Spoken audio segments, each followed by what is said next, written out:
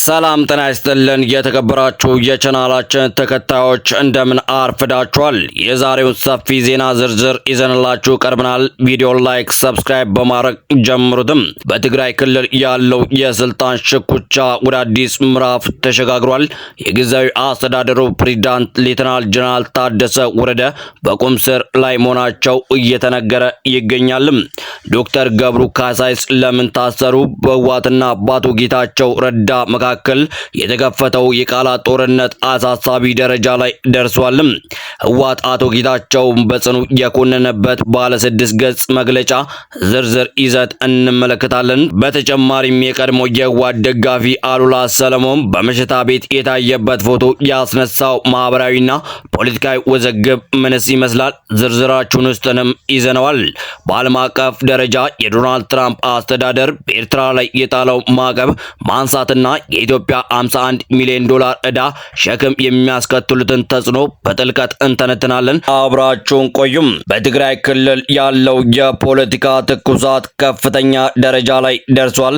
ሚኪ ትግራይ የተባለውና በክልሉ ጉዳዮች ላይ ተከታታይ መረጃዎችን በማቅረብ የሚታወቀው የማህበራዊ ሚዲያ ገጽ እንደዘገበው የክልሉ ጊዜያዊ አስተዳደር ፕሬዝዳንትና የታጠቀው ኃይል ጠቅላይ አዛዥ ሌተናል ጀነራል ታደሰ ወረደ በቁም ስር ላይ ይገኛሉ። ጀነራሉ ለሳምንታት ከህዝብ እይታ ርቀው መቆየታቸው በብዙዎች ዘንድ ጥርጣሬን ፈጥሮ የነበረ ሲሆን አሁን የወጣው መረጃ ደግሞ የጀነራሉ የቅርብ ጠባቂዎችና አጃቢዎች በሙሉ እንዲቀየሩ መደረጉ ያመለክታል። እንደ መረጃው ከሆነ ጀነራሉ በአሁኑ ወቅት ምንም አይነት እንቅስቃሴ እንዳያደርጉ በትግራይ የታጠቁ ኃይሎች ጥብቅ ቁጥጥር ስር ውለዋል። ይህ የሆነው ህወሓት በዶክተር ደብረጽዮን ገብረ ሚካኤል አማካኝነት የክልሉን ምክር ቤትና ቢሮዎች ለመቆጣጠር በሚንቀሳቀስበት ወቅት ነው። ጀነራሉ ታደሰ ወረደ በፕሪቶሪያው የሰላም ስምምነት ላይ ቁልፍ ሚና የነበራቸው መሪ በመሆናቸው በእሳቸው ላይ የተወሰደው እርምጃ የሰላም ሂደቱን ወደ የትኛው አቅጣጫ ሊወስደው እንደሚችል በትግራይ ህዝብ ዘንድ ትልቅ ድንጋጤን ስጋት ፈጥሯል። ውጥረቱ በጀነራሉ ላይ ብቻ አላበቃም። የሌተናል ጀነራል ታደሰ ወረደ የፕሬስ ኃላፊ የሆኑት ዶክተር ገብሩ ካሳይ ቅዳሜ ዕለት በመቀለ ከተማ ፖሊስ ቁጥጥር ስር መዋላቸው ተረጋግጧል። የመቀለ ከተማ ፖሊስ እስሩን የፈጸመው የፍርድ ቤት ማዘዣ በመያዝ እንደሆነና ክሱም በማህበራዊ ሚዲያ ሐሰተኛ መረጃ አሰራጭቷል የሚል እንደሆነ ተገልጿል። ይሁን እንጂ እስሩ የተፈጸመው ባለፈው ሳምንት በጊዜው አስተዳደሩ የፌስቡክ ገጽ ላይ የህወሓት አመራሮች በኃይል ቢሮዎችን ለመቆጣጠር እየሞከሩ ነው የሚል ጽሑፍ ከወጣ በኋላ መሆኑ እስሩ ፖለቲካዊ እንደሆነ ብዙዎችን እያሳመነ ይገኛል። የህወሓት ሊቀመንበር ዶክተር ደብረጽዮን ከ6 ዓመት በፊት በተካሄደው ምርጫ መሰረት ፕሬዝዳንትነቱን መልሼ ተረክቤያለሁ ማለታቸው የክልሉን የስታ መዋቅር ለሁለት ከፍሎታል። ዶክተር ገብሩ ዛሬ ረፋድ ፍርድ ቤት ይቀርባሉ ተብሎ የሚጠበቅ ሲሆን ሌላ ሁለተኛ ተጠርጣሪም እንዳለ ፖሊስ ጠቁሟል። በአሁኑ ሰዓት የህወሓት ማዕከላዊ ኮሚቴና አቶ ጌታቸው ረዳ የገቡበት የቃላት ጦር ከዚህ ቀድሞ ታይቶ በማይታወቅ መልኩም ተቀያይሯል። አቶ ጌታቸው ረዳ በቅርቡ ዘአፍሪካ ሪፖርት በተባለው መጽሔት ላይ ባወጡት ጽሑፍ በትግራይ የተካሄደው ምርጫ ለጦርነቱ መነሳት አንዱ ምክንያት እንደነበረ ጠቅሷል። ህወሓት ዛሬ ባወጣው ባለ 6 ገጽ መግለጫ አቶ ጌታቸውን ስነ ምግባር የጎደላቸውና ህዝብን የዘለፈ ሲሉ ወቅሷቸዋል። ድርጅቱ እንደሚለው አቶ ጌታቸው ሆን ብለው የፌዴራል መንግስቱን የጦርነት ዝግጅትና የኢኮኖሚ አፍና በመዝለል የጥፋቱን ህወሓት ላይ ለመጫን ሞክረዋል። ህወሓት ይህ ሞኝነት አጸያፊ አገላለጽ ነው በማለት አቶ ጌታቸውን ከሷል። በተጨማሪም አቶ ጌታቸው ትግራይ ወደ ገደል አፋፍ እየተወሰደች ነው ማለታቸውን ህወሓት ሲያጣጥል እንደውም ትግራይ ከአብይ አህመድ ወጥመድ ለመውጣት አማራጮችን እየፈለገች ነው ብሏል።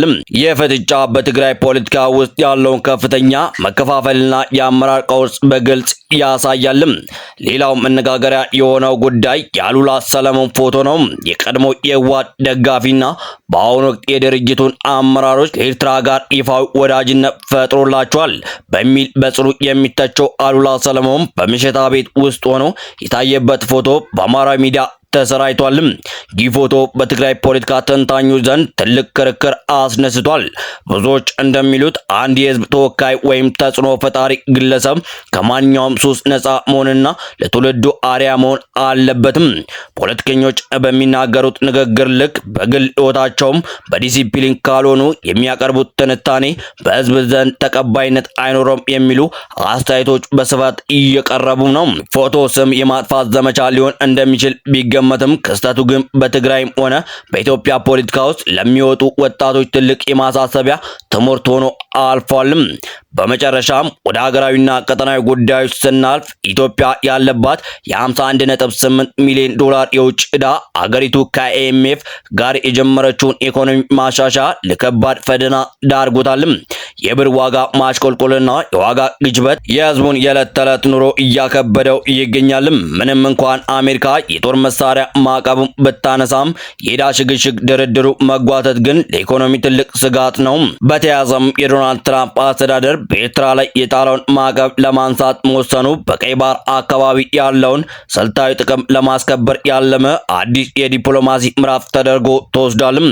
በሌላ በኩል ከሊባኖስ የተተኮሱ የሂዝቦላ ድሮኖች በእስራኤል ግዛት ውስጥ መፈንዳታቸው ተሰምቷል። ምንም እንኳን የሰው ሕይወት ባይጠፋም ጥቃቱ በመካከለኛው ምስራቅ ያለውን ውጥረት ይበልጥ አባብሱታል።